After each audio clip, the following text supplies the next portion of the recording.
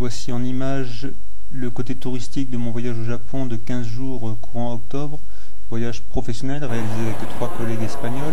Nous sommes arrivés le dimanche 29 septembre à 16 h à Osaka. Et de là, il nous a fallu prendre 2 trains pour rejoindre Hiroshima. Voilà, nous avions pris ce train, le Shinkansen, un train ultra rapide. Et voilà l'hôtel où on a été une semaine, le Grand Villa à Hiroshima. Et voilà la vue depuis ma chambre sur une partie d'Hiroshima. Le grand bâtiment long, c'est la gare de train. Et voici l'intérieur de ma chambre. Et ce qui est amusant, c'est que la configuration est souvent la même, quels que soient les hôtels. Un très bon confort. Et la salle de bain avec les fameux WC à nettoyage automatique du postérieur. Voilà Hiroshima de nuit. Une ville très animée. Un restaurant très sympa où des serveurs préparent devant vous sur des plaques de cuisson avec beaucoup de dextérité des superbes plats délicieux. Un autre restaurant où là c'est nous qui nous faisons la cuisine sur un brasero au milieu de la salle. Voilà le garage à vélo de l'usine où on a travaillé, un fournisseur qui est implanté dans le site de Mazda. Les ouvriers sur la pause de midi faisant un sport inconnu. De petits détails amusants, là, les gens ont souvent des parapluies, donc il y a des cadenas pour les parapluies ou des sacs en plastique pour pas qu'ils s'égouttent. Voilà encore des vues de Hiroshima la nuit.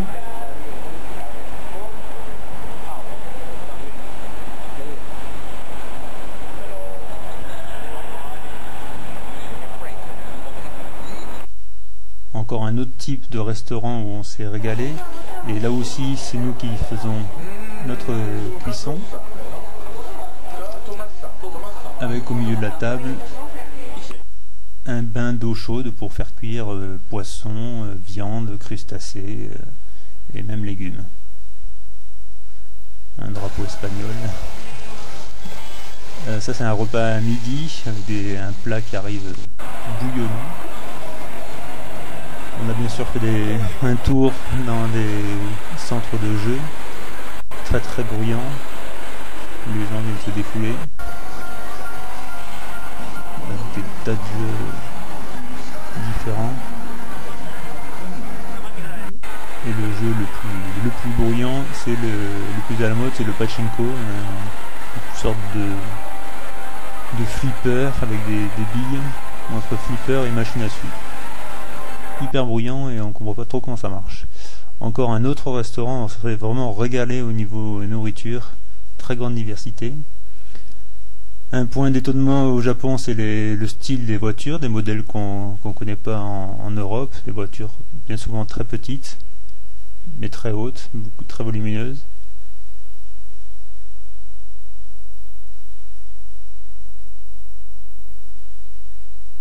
Quelques gros monospaces quand même. Et la seule Renault qu'on ait vue en 2 semaines, une Twingo, avec conduite à gauche. Alors que le Japon conduit à droite. Le samedi, nous avons fait un circuit à Miyajima. C'est non loin de Hiroshima. Il faut prendre un train et après un bateau pour voir ce temple avec cette fameuse porte recouverte par les eaux à marée haute.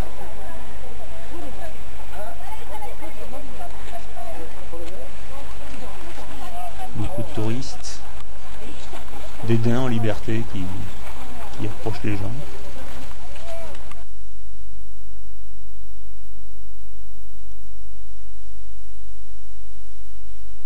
On a visité après ce temple qui doit être très beau à marée haute, cerclé par les eaux. Il y avait 2 mariés qui se faisaient prendre en photo, leur photo officielle.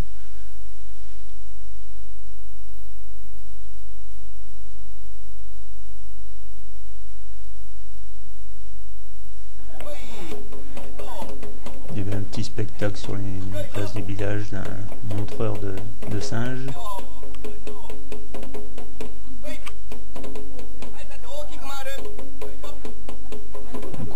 pas ce qu'il disait, mais c'était bien amusant.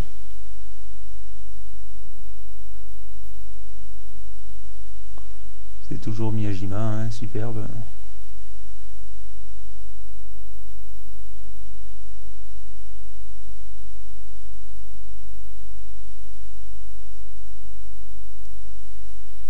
L'après-midi de ce samedi, on est allé voir un match de foot. On a pris un bus, sortir de la ville et aller dans ce grand stade pour voir Hiroshima en première division jouer contre un autre club japonais. Une bonne ambiance avec les supporters d'Hiroshima. Le soir même, quelques amusements avec du billard. Beaucoup de vélos dans les rues des villes japonaises, des vélos de toutes sortes. Ça, c'est un plan de quartier, absolument illisible. Le dimanche matin, on a pris un tramway pour aller voir le côté le plus touristique, le plus connu de Hiroshima de nos jours. Avec bien sûr toute l'histoire de la bombe atomique. Avec ce bâtiment symbole qui est resté en l'état et qui était un des seuls qui soit resté à peu près debout et qui était situé à 150 mètres du centre de l'explosion de la bombe. Voilà le parc de la paix, situé juste à côté.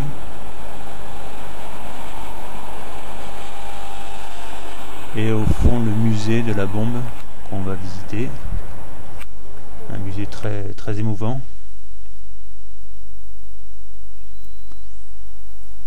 Voilà l'hommage à tous les morts.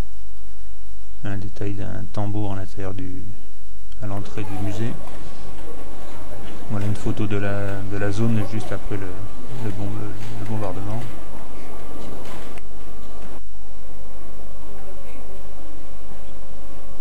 Une maquette avec le point rouge représentant là où la bombe a explosé, 600 mètres de haut, juste au-dessus de ce bâtiment.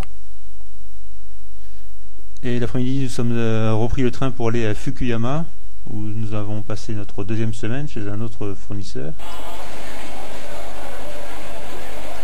On a commencé par regarder un peu les magasins avec des stands superbes. Des pâtisseries très alléchantes.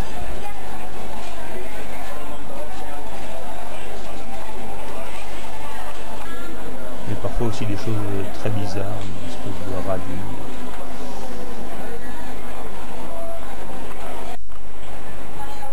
On a mangé ce jour-là dans un fast-food typiquement japonais, une sorte de soupe avec des nouilles et légumes. Tout ça est réchauffé rapidement dans l'eau. Voilà le château de Fukuyama qu'on a visité ce dimanche après-midi. Un grand château avec une belle vue depuis le haut sur tout Fukuyama. Une assez grande ville, pas aussi grande qu'Hiroshima, mais avec quand même pas mal d'activités. On voit au milieu la gare de train. Et juste au milieu, là, notre hôtel de Grand Castle. Des images de l'intérieur du château.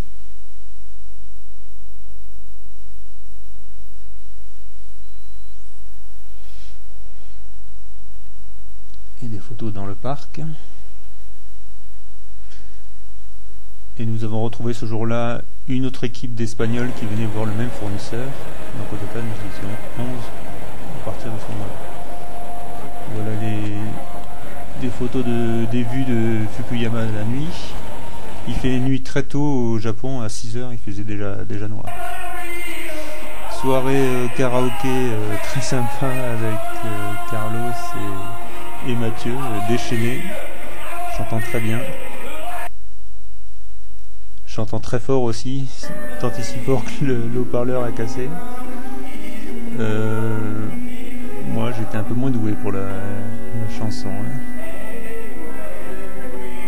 Ça peut s'entendre. Hein.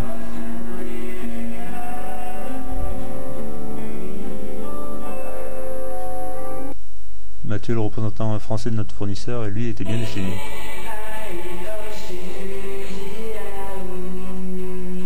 Parlant couramment japonais, il s'est débrouillé même très bien pour chanter en japonais.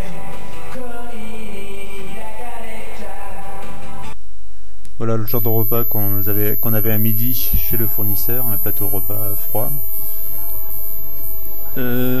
Le mercredi, j'ai dû faire un aller-retour rapide sur Yokohama. Voilà la vue depuis mon hôtel, une chambre assez bruyante.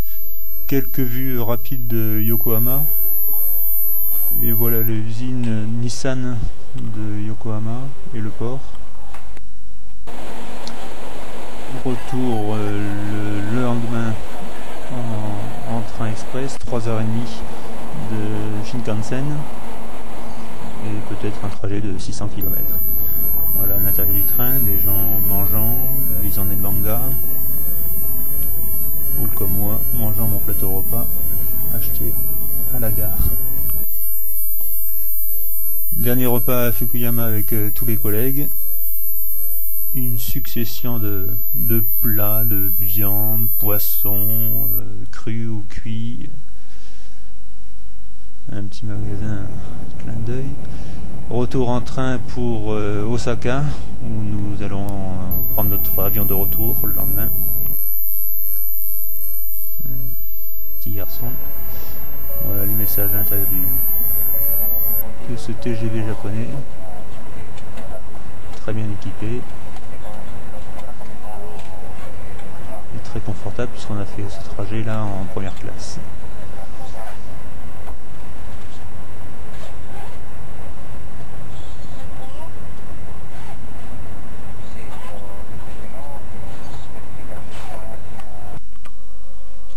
Voilà la vue depuis ma chambre sur Osaka, avec un très grand centre commercial d'électronique juste en face, qu'on a visité pour faire nos dernières courses. Un temple d'électronique sur 8 étages. Incroyable. Et voilà pour finir quelques vues de Osaka la nuit.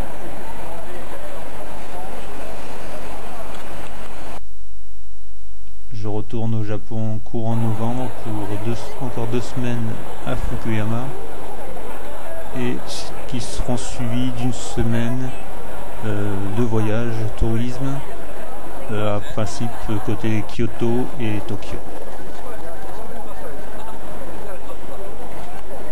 Les couleurs automnales devraient être superbes à cette époque-là.